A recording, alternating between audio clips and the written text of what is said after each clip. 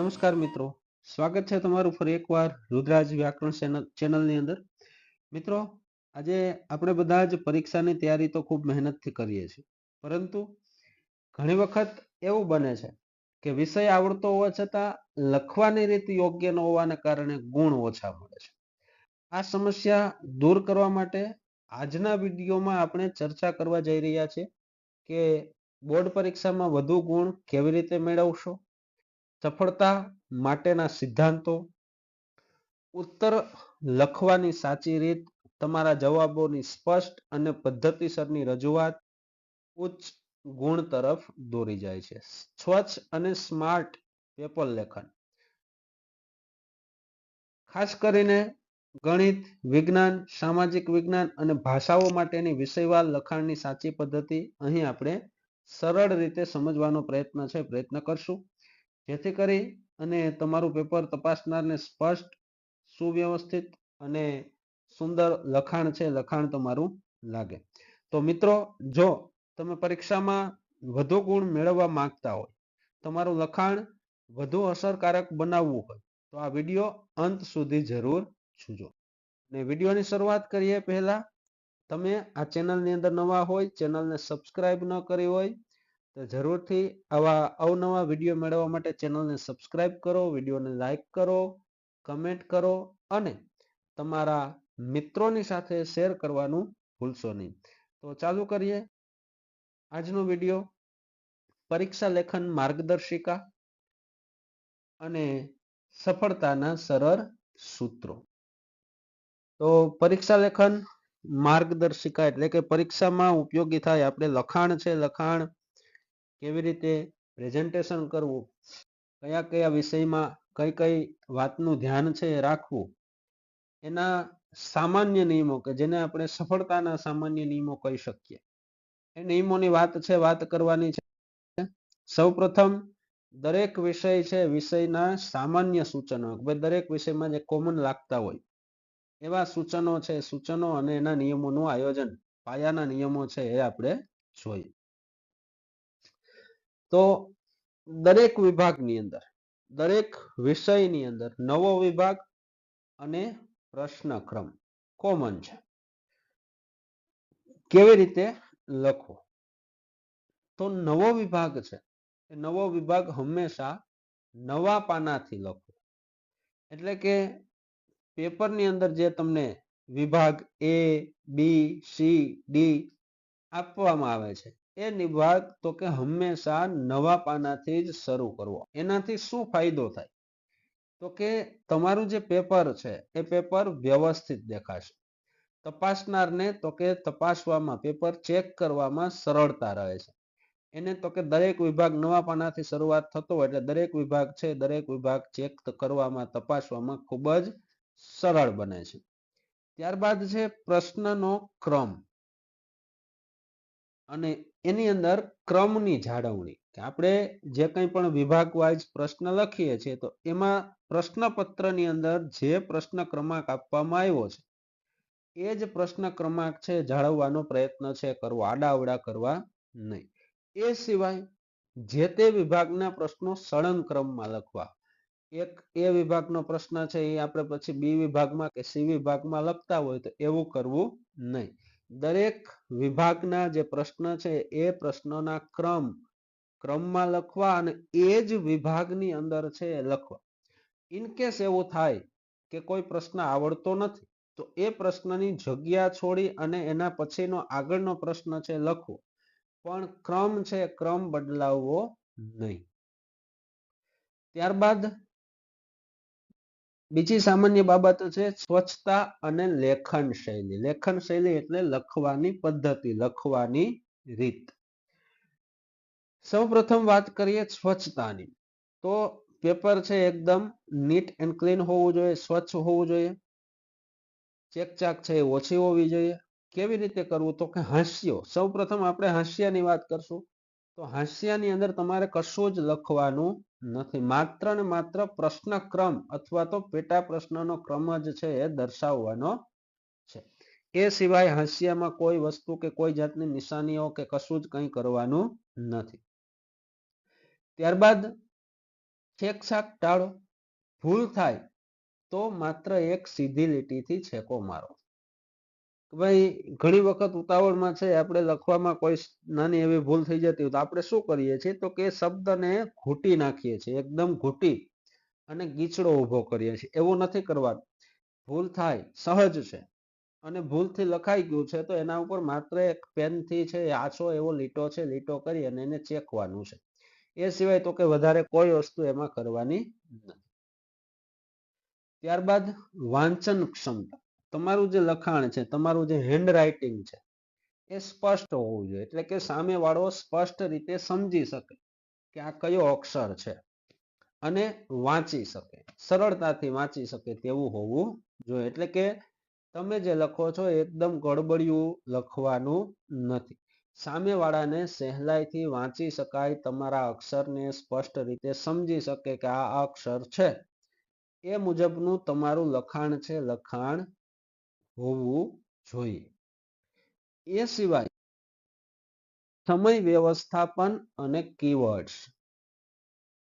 સમય વ્યવસ્થાપન અને કીવર્ડ્સ ખૂબ જ મહત્વની વસ્તુ છે. જોઈએ સમયનું આયોજન, ટાઈમ મેનેજમેન્ટ. સમય વ્યવસ્થાપન એટલે ટાઈમ મેનેજમેન્ટ. કે પ્રથમ 10-15 મિનિટ પ્રશ્નપત્ર વાંચવા માટે ફાળવો. તમને બોર્ડ દ્વારા છે 10 થી 15 મિનિટ પ્રશ્નપત્ર વાંચવા માટે આપવામાં જ આવે છે. એ દરમિયાન તમારે શું કરવાનું છે તો કે આખું પેપર છે એક શાંત ચિત્તે, ગભરાયા વગર, વ્યવસ્થિત શબ્દશઃ વાંચી જવાનું છે. પ્રશ્નોને સમજવાના છે. તમને સૌથી વધારે આવડતા પ્રશ્ન છે એના ઉપર ટીક માર્ક કરવાનું છે. અને પછી આખું પેપર છે એને ધ્યાનમાં લઈ અને તમે તમારો ટાઈમ છે એને સેટ કરવાનો છે કે મારે આ વિભાગ છે એ પહેલા લખવો છે આટલી મિનિટમાં કે આટલા સમયમાં, આ વિભાગ એના પછી આટલા સમયમાં, એના પછી આ વિભાગ અને છેલ્લે આ વિભાગ. તો આ રીતે દરેક વિભાગ વાઇઝ તમે તમારો મેન્ટલી છે એ તો કે તૈયારી કરો, મગજની અંદર છે એક આયોજન ગોઠવો કે આટલો વિભાગ છે આટલા સમયમાં પૂરો કરવાનો પ્રયત્ન છે એ કરો. તો આ રીતે કરશો એટલે 80 માર્ક્સનું પેપર છે 3 કલાકની અંદર આરામથી છે આરામથી તમે લખી શકશો. એટલે સૌથી મહત્વની વસ્તુ છે ટાઈમ મેનેજમેન્ટ, સમય આયોજન, કે કેવી રીતે લખવું, કેટલા સમયમાં લખવું, કયો પ્રશ્ન લખવો, કયો વિભાગ લખવો. આ બધું છે તો કે આપણે માનસિક તૈયારી છે, માનસિક તૈયારી કરવાની છે. એ પછી હાઇલાઇટ, મહત્વના શબ્દો છે, સાલ, સૂત્રો નીચે પેન્સિલથી અંડરલાઈન કરો. કે તમે જે જવાબ લખો છો એ જવાબમાં મહત્વની જે વસ્તુ છે અથવા તો મુખ્ય જવાબને જે રિલેટેડ વસ્તુ છે એને હાઇલાઇટ કરવાનો પ્રયત્ન છે કરો, હાઇલાઇટ કરો. પણ શેનાથી તો કે પેન્સિલથી. પેન્સિલથી એને અંડરલાઈન છે અંડરલાઈન કરવાની છે.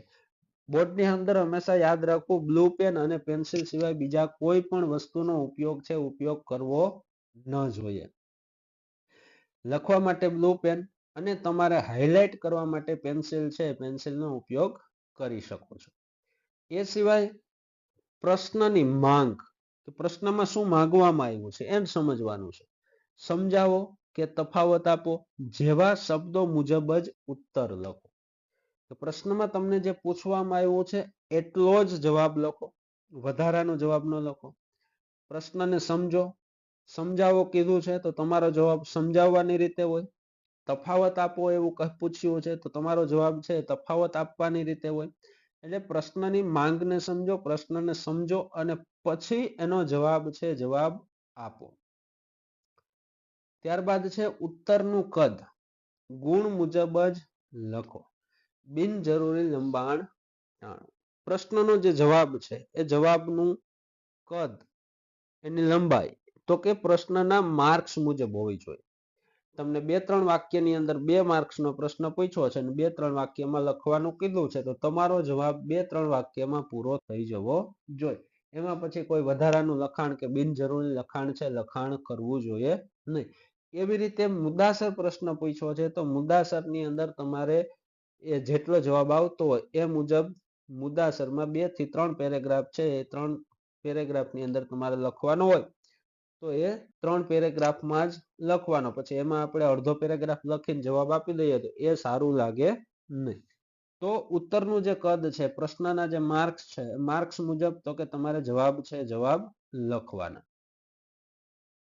હવે જોઈએ આપણે વિષય પ્રમાણેની માહિતી કે ભાઈ જુદા જુદા જે વિષય છે એ વિષયની અંદર આપણે કઈ કઈ બાબતોનું ધ્યાન છે, ધ્યાન કઈ બાબતની ચોકસાઈ છે, ચોકસાઈ રાખવી જોઈએ.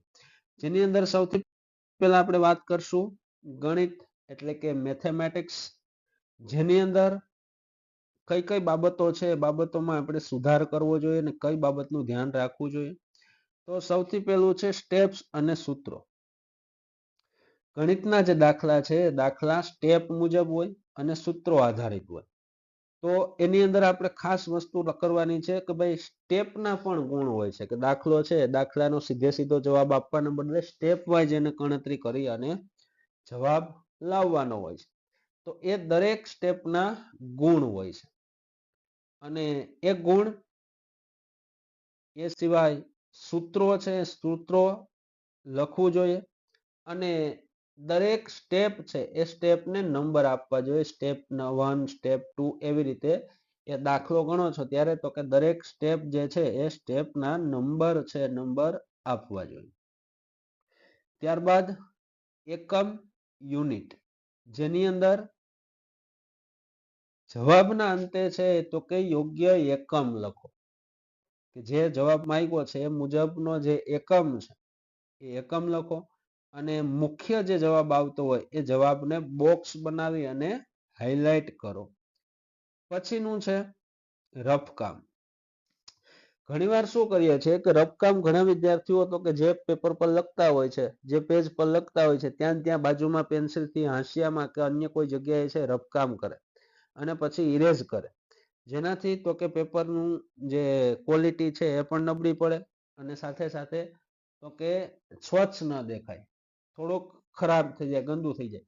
તો રફકામ છે, રફકામ હંમેશા છેલ્લા પાને છે લખવાનો આગ્રહ છે, આગ્રહ રાખવો. અને એ પણ કેવી રીતે તો કે છેલ્લા પેજ ઉપર સહેજ મોટા અક્ષરે રફકામ એવું લખી અને એની પછી નીચે ગણતરી છે ગણતરી કરવી. ત્યારબાદ વિજ્ઞાન, સાયન્સની અંદર કઈ કઈ બાબતોનું ધ્યાન રાખવાનું એની આપણે ચર્ચા કરીએ કે જેનાથી આપણા માર્ક્સ છે વધારે ઇમ્પ્રુવ થઈ શકે.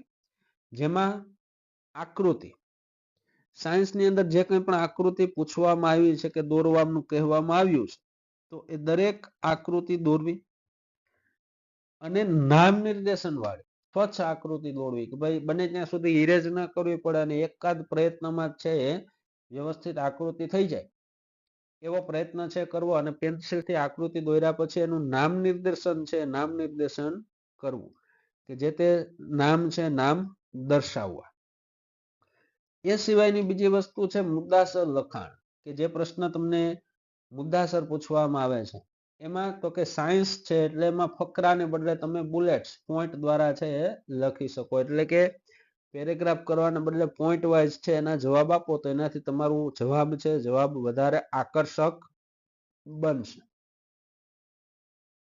વૈજ્ઞાનિક શબ્દો, જેની અંદર મુખ્ય જે શબ્દો આવતા હોય, વૈજ્ઞાનિક શબ્દો આપવામાં આવતા હોય, નામ આવતા હોય વૈજ્ઞાનિક, એવા શબ્દોને અંડરલાઈન કરો, હાઇલાઇટ કરો કે જેથી કરી જોનાર છે જોનાર ઉપર એનો પ્રભાવ છે પ્રભાવ પડે.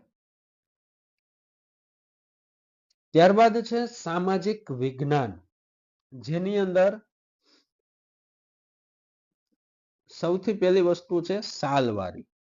સાલવારી એટલે વર્ષ, ઐતિહાસિક જે વર્ષો છે એ વર્ષ, યર, તો એની નીચે અંડરલાઈન કરો કે તમે કોઈ એવા મહત્વના વર્ષ વિશે વાત કરતા હોય કે જે કોઈ મહત્વના ઐતિહાસિક બનાવો બન્યા હોય અને એનું વર્ષ તમે લખ્યું છે, કઈ સાલમાં કે કયા વર્ષમાં એ બનાવ બન્યો છે તમે દર્શાવ્યું છે તો એ જે તે વર્ષની નીચે અંડરલાઈન કરી અને એને હાઇલાઇટ કરો.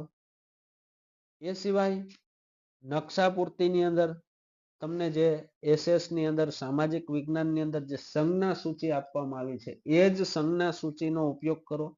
ચોક્કસ સંજ્ઞા સૂચિ જે છે એનો જ ઉપયોગ કરો, તમારી રીતે કોઈ અલગથી સંજ્ઞા છે સંજ્ઞા નકશા પૂર્તિની અંદર ન વાપરો. તમને જે આપવામાં આવી છે એ જ સંજ્ઞાનો ઉપયોગ છે, ઉપયોગ કરો. એ પછી હેડિંગ્સ કે જે મોટા જવાબો છે, લાંબા જવાબો છે, લાંબા જવાબોની અંદર વચ્ચે સબ હેડિંગ એટલે કે શીર્ષક છે, શીર્ષક આપવાનું રાખો. પેટા શીર્ષક છે એ તમે એમાં આપો. અને કારણ અને પરિણામ કે જ્યાં તમને કારણ પૂછવામાં આવ્યું છે, પરિણામ પૂછવામાં આવ્યું છે, તો એનો જવાબ છે એ તર્કબદ્ધ રીતે હોવો જોઈએ કે જેથી કરી અને કારણ પૂછ્યું છે તેનું કારણ મળતું હોવું જોઈએ, પરિણામ પૂછ્યું હોય તો એનું પરિણામ છે મળતું હોવું જોઈએ. તો કારણ અને પરિણામ વાળા જે પ્રશ્નો છે, પ્રશ્નોની રજૂઆત, એના જવાબની રજૂઆત તર્કબદ્ધ રીતના છે રજૂઆત કરવી. ત્યારબાદ છે ભાષાઓ. તો આ જે ભાષાઓ છે, ભાષાઓની અંદર વ્યાકરણ અને શુદ્ધતા, ભાષાની શુદ્ધતા અને ભાષાનું વ્યાકરણ વિષયક જ્ઞાન છે એ ખાસ તપાસવામાં આવે છે. અહીંયા આપણે ચારે ચાર ભાષાઓ છે, ચારે ચાર ભાષાઓ લઈ લીધી છે, ગુજરાતી, હિન્દી, સંસ્કૃત અને અંગ્રેજી. તો એમાં સૌપ્રથમ આપણે વાત કરશું કઈ કઈ બાબતનું ધ્યાન રાખવું વ્યાકરણ વિષયક, કે જોડણીની ભૂલો ન થાય એનું ખાસ ધ્યાન રાખવું. જોડણી છે એ ખૂબ જ મહત્વની છે. જોડણીને તમે સ્પેલિંગ પણ કહો અંગ્રેજીમાં, કે જો અહીંયા રસ્વની જગ્યાએ દીર્ઘ અને દીર્ઘની જગ્યાએ રસ્વ થઈ જતું હોય તો આખો શબ્દ છે, શબ્દનો અર્થ છે, અર્થ બદલાઈ જાય છે. અને શબ્દનો અર્થ બદલે એટલે તમે જે વાક્ય લખ્યું છે આખું વાક્યનો અર્થ બદલાઈ જાય. તો જોડણીની અંદર ખાસ કાળજી રાખવી, ખોટી જોડણી ભૂલો ન થાય એનું ખાસ ધ્યાન રાખવું. એ પછી છે વિરામ ચિહ્ન. જોડણીની જેમ વિરામ ચિહ્ન પણ ભાષાનું મહત્વનું અંગ છે. વિરામ ચિહ્નની જગ્યા બદલાય એટલે વાક્ય છે, વાક્યનો આખો અર્થ છે, અર્થ બદલાઈ જાય. એટલે વિરામ ચિહ્નનો પણ યોગ્ય ઉપયોગ કરવો. અને શું કામ? તો કે એનાથી યોગ્ય ઉપયોગથી અર્થ છે, અર્થ સ્પષ્ટ થાય છે. એ પછી સરળ ભાષા. અઘરી ભાષા કરતા સ્પષ્ટતા વધુ મહત્વની છે. કે તમે જે જવાબ લખો છો એ જવાબમાં તમારો જે જવાબ છે આવે છે એ મહત્વનું છે. ભાષા તમે અઘરી વાપરો કે સરળ, પણ સૌથી વધારે શું સરળ રહેશે? તો કે સરળ ભાષાનો ઉપયોગ કરવો કે જેથી કરી અને સામેવાળાને પણ તપાસવામાં સરળતા રહે, તમને લખવાની સરળતા રહે. એ પછી છે લેખન વિભાગ અને રાઇટિંગ સેક્શન, જેની અંદર સૌથી મહત્વની વસ્તુ છે ફોર્મેટ, કે જે તમને અહેવાલ, પત્ર, અરજી, ઈમેલ આવું જે કંઈ પણ ફોર્મેટની અંદર લખાતું હોય છે એ આપવામાં આવે છે. તો એનું જે ચોક્કસ ફોર્મેટ હોય છે, ચોક્કસ ફોર્મેટને જાળવો. જે ફોર્મેટમાં લખવાનું હોય છે એ જ ફોર્મેટની અંદર લખો. શું કામ? તો કે ફોર્મેટ છે, ફોર્મેટના પણ અલગ માર્ક્સ ગણાતા હોય છે. માની લો કે ફોર એક્ઝામ્પલ અહેવાલ છે, તો અહેવાલ 5 માર્ક્સનો પૂછાય છે. તો અહેવાલમાં આપણે સૌથી પહેલા શીર્ષક આપીએ, પછી જમણી બાજુ સ્થળ અને તારીખ આપીએ છીએ. તો આટલી વસ્તુ છે એના ફોર્મેટમાં છે અને એનો 1 માર્ક્સ છે ગણવામાં આવે છે. એવી રીતે પત્ર છે, તો પત્રમાં જે કંઈ પણ એડ્રેસ ને વિષય ને જે કંઈ પણ આપવામાં આવતું હોય તેનું જે ફોર્મેટ નક્કી થયેલું છે, માળખું, એનો એક અલગથી ગુણ છે, ગુણ મળતો હોય છે. તો આવા જે ફોર્મેટની અંદર માળખાગત જે પ્રશ્નો છે એ પ્રશ્નોની અંદર એનું માળખું છે, એનું ફોર્મેટ છે, ફોર્મેટ જાળવો. ત્યારબાદ નિબંધ છે.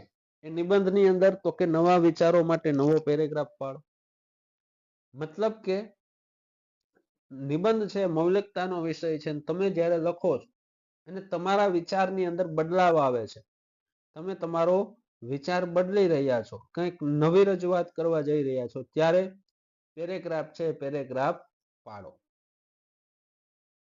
એ સિવાય નિબંધની અંદર સુવિચાર છે, યોગ્ય કહેવતો છે, પંક્તિઓ છે, એનો સંયમિત ઉપયોગ કરો.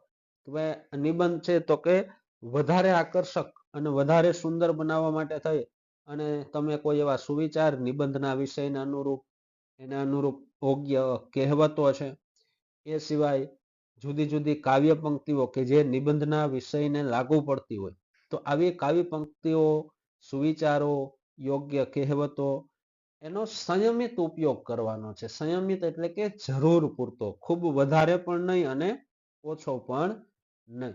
ઘણીવાર શું થાય કે આપણે પંક્તિઓ છે, પંક્તિઓ તો કે એકધારી પંક્તિઓ જ મૂકી દઈએ, જેના કારણે નિબંધનું કન્ટેન્ટ ઓછું થઈ જાય ને આવી પંક્તિઓ છે એ વધી જાય. કહેવતો કે સુવિચારો ને એવું મૂક્યા જ કરીએ તો બને ત્યાં સુધી એક પેજ છે તો એક પેજ છે તો એક પેજમાં 1 થી 2 પંક્તિઓ છે એ લખી શકાય. એ રીતે આપણે આવી પંક્તિઓ છે, પંક્તિઓનો ઉપયોગ આપણે કરી શકીએ. એ સિવાય વિભાગ પસંદગી કે જે તમને વધારે સારું આવડતું હોય, જે વિભાગ તમને એકદમ કોન્ફિડન્સ હોય કે આ મને સારી રીતે આવડે છે, ત્યાંથી જ શરૂઆત છે એ શરૂઆત કરવી. જેનાથી તમારો કોન્ફિડન્સ વધશે અને તમે આગળના વિભાગો પણ સારી રીતે અટેન્ડ છે એ કરી શકશો.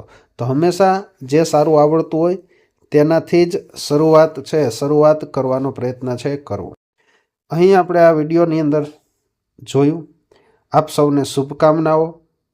આવનારી પરીક્ષાની અંદર ખૂબ જ સારા માર્ક્સ લાવો અને આ વિડીયો તમને ખૂબ જ ઉપયોગી સાબિત થાય એવી શુભકામનાઓ. તમારી મહેનત જ તમારી સફળતાનો માર્ગ છે, એટલે હંમેશા મહેનત કરતા રહો. અહીં આપણે આ વિડીયોને પૂર્ણ કરીએ છીએ. આપને જો આ વિડીયો પસંદ પડ્યો હોય તો વિડીયોને લાઈક કરો, કમેન્ટ કરો, તમારા મિત્ર સાથે શેર કરો અને ચેનલ ઉપર નવા હોય, ચેનલને હજી સુધી સબસ્ક્રાઈબ ન કરી હોય તો જરૂરથી ચેનલને સબસ્ક્રાઈબ કરો. ફરી મળીશું એક નવા વિડીયો સાથે. અસ્તુ. જય હિન્દ. વંદે